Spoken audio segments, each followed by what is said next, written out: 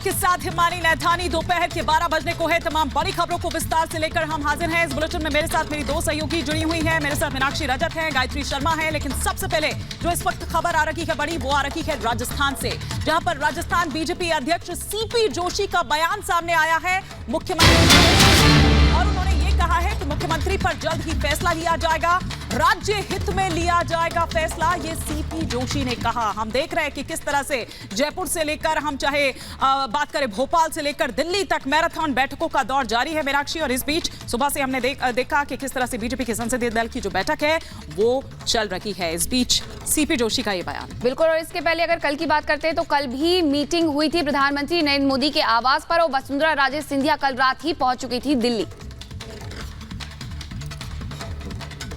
जनता का आभार प्रकट करता हूं और हजारों कार्यकर्ता जिन्होंने रात दिन मेहनत की, उन सबको धन्यवाद अर्पित करता हूं।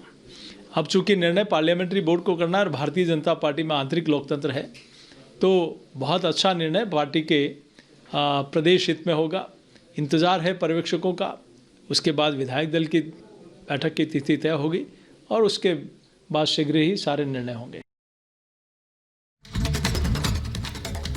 तो आपको बता दें, सीपी जोशी को आप सुन रहे थे, जिन्होंने कहा बहुत जल्द इसका ऐलान किया जाएगा। हालांकि राजस्थान की बात की जाए तो वसुंधरा राजे, जो कि झालरा पाटन से विधायक हैं, 2 बार की मुख्यमंत्री भी रही हैं, और कार्यकर्ताओं पर उनकी मजबूत पकड़ है। आज दिल्ली में वो मौजूद हैं और जेपी नड्डा से वो मुलाकात कर सकती हैं, इस तरह की जानकारी भी है। इसके अलावा गजेंद्र सिंह शेखावत का नाम भी चर्चा में। मोदी सरकार में जल शक्ति मंत्री रहे हैं, मंत्री हैं अभी मौजूदा वक्त में, और जोधपुर से लोकसभा सांसद भी हैं। 2019 में वैभव गहलोत को हराया। बाबा बालकनाथ, दिया कुमारी का नाम भी लगातार चर्चा में बना हुआ है। अब देखना होगा किसके नाम पर लगेगी मोहर। तो 3 राज्यों में परिणाम तो बीजेपी के पक्ष में है, लेकिन सीएम कौन होगा, अभी इसको लेकर के उठापटक का दौर जारी है। विधानसभा चुनावों में बीजेपी की बम्पर जीत के बाद सबकी निगाहें सीएम पद के चेहरे के ऐलान पर टिक गई हैं। किसे मिलेगी राजस्थान, मध्य प्रदेश और साथ ही छत्तीसगढ़ की कमान, ये सवाल सबके जहन में है। और बहुत जल्द इसका ऐलान बीजेपी करेगी और नए चेहरे पर दाव लगाने की बीजेपी की तैयारी पर सूत्र मोहर लगा रहे हैं। आपको इस खास रिपोर्ट में दिखाते कि आखिरकार कौन कहां से चुन करके मुख्यमंत्री पद का दावेदार बन सकता है। देखिए,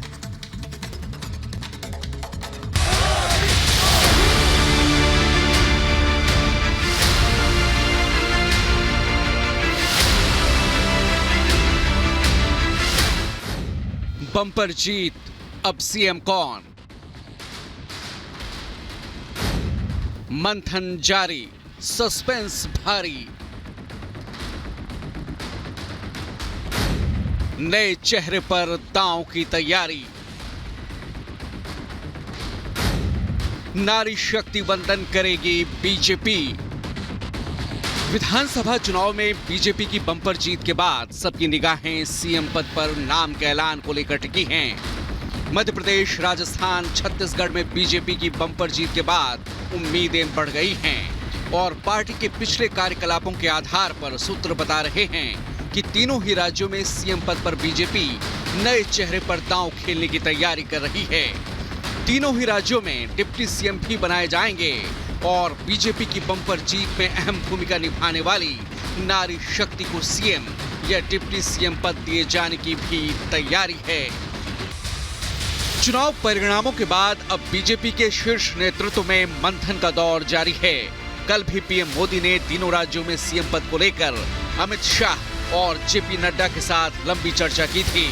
पीएम मोदी और अमित शाह की बैठक से पहले बीजेपी अध्यक्ष जेपी नड्डा ने तीनों राज्यों के चुनाव प्रभारियों के साथ मंथन के बाद गृह मंत्री अमित शाह के साथ सीएम पद को लेकर लंबी चर्चा की थी।